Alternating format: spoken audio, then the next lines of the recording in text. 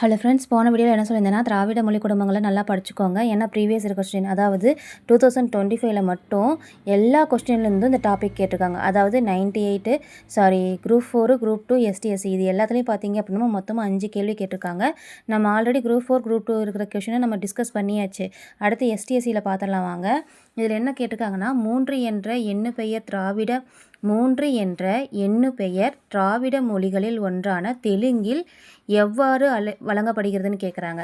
நமக்கு புக்கில் என்ன கொடுத்துருக்காங்கன்னு பார்த்தீங்கன்னா, இங்கே பாருங்கள், தமிழில் வந்து 3, மலையாளத்தில் 3, தெலுங்கில் 3, கன்னடத்தில் 3, துளுவில் வந்து 3. அப்போ நமக்கு சரியான பதில் பார்த்தீங்க அப்படின்னா நமக்கு டி தான் வரும்.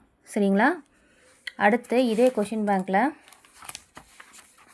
இந்த கொஷின் ஆல்ரெடி கேட்டது தான். இங்கே பாருங்கள், திராவிட மொழி குடும்ப மொழிகள் பரவிய நில அடிப்படையில் எத்தனை வகையாக பிரிக்கப்பட்டுள்ளனன்னு கேட்டிருக்காங்க. இது நம்ம ஆல்ரெடி பார்த்துருந்தோம் இல்லையா?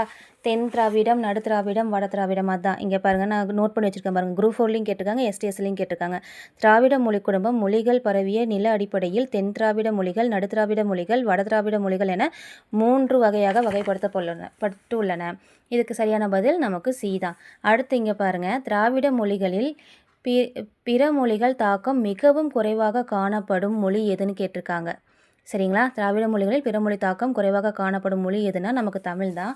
இதுவும் நமக்கு புக்கில் எங்கே கொடுத்துருக்காங்கன்னா அப்படியே கொடுத்துருக்காங்க. இங்கே பாருங்கள், திராவிட மொழிகளின் பிற மொழி தாக்கம் மிகவும் குறைவாக காணப்படும் மொழி வந்து தமிழாகும். சரிங்களா? அதனால் இந்த 9th புக்கில் இருக்கிற இந்த லெசனை மட்டும் நல்லா படிச்சுக்கோங்க. சரிங்களா? நன்றி.